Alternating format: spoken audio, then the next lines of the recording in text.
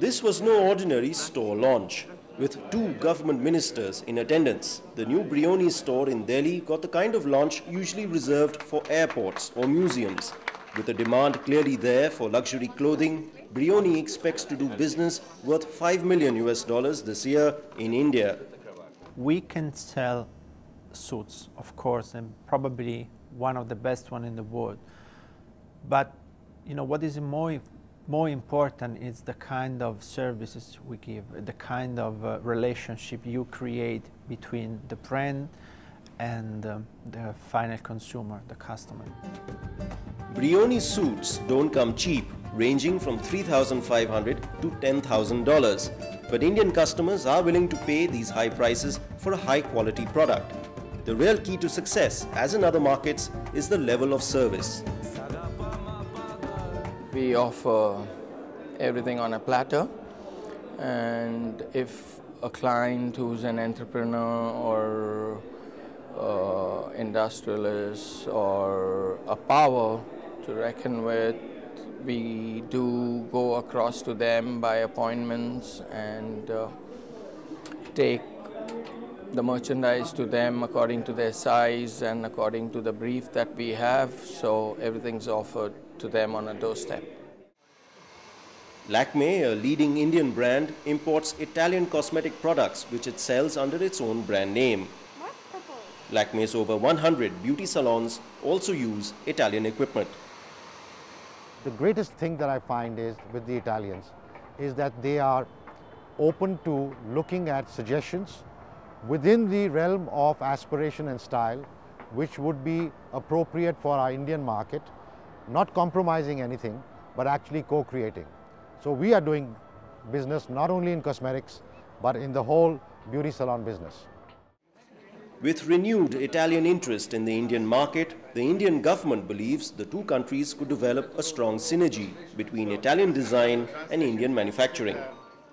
While India continues on its growth trajectory, it is very important with India as having a very large young workforce, and Italy with its strengths in technology, innovation and design, this new synergy to grasp the opportunities which flow from this synergy. One company that is using the opportunity is Dryade, which has already showcased the work of a young Indian designer. In the future, the company could well use Indian expertise in making high-quality textiles and embroidery. We think it's very interesting in many ways. First of all, using India also as a creative base, working with designers, maybe manufacturing, because I saw in these 4 days so beautiful dresses with incredible textiles that I think that you are very, very strong and high quality in embroidery and making beautiful things. More Italian luxury brands may have to look at local manufacture because the import duties in India are very high. This makes their products more expensive to buy in India than in the rest of the region, which could turn away customers who travel overseas frequently.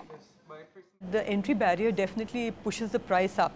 On an expensive item, when you push the price up by almost 30%, it automatically becomes quite prohibitive. So people would prefer to shop A because it's cheaper, B because I feel at the moment the Indian market still doesn't have the kind of inventories that you get when you travel abroad in terms of the quantities, in terms of the spread. Another challenge facing luxury brands is the shortage of high-end retail space. With mall rentals going through the roof, most are forced to retail in 5-star hotels. But given the demand, that could change soon.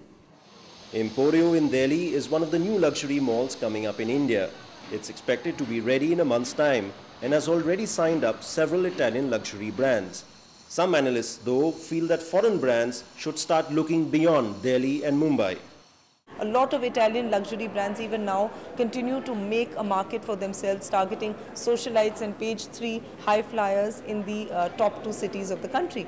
But there is a very large emerging population of women professionals, of high net worth individual women businessmen and professionals, local traders, local businessmen, local builders. They have to be targeted. That's the way the luxury brand, whether it's Italian or otherwise, will expand usage and will get more volumes, which I don't think they're currently getting. That's the real challenge for Made in Italy brands. How to expand enough to reach the new rich in India without losing their exclusivity and brand value. The pot at the end of the rainbow is huge though. A luxury market pegged at $450 million and growing at 20% a year.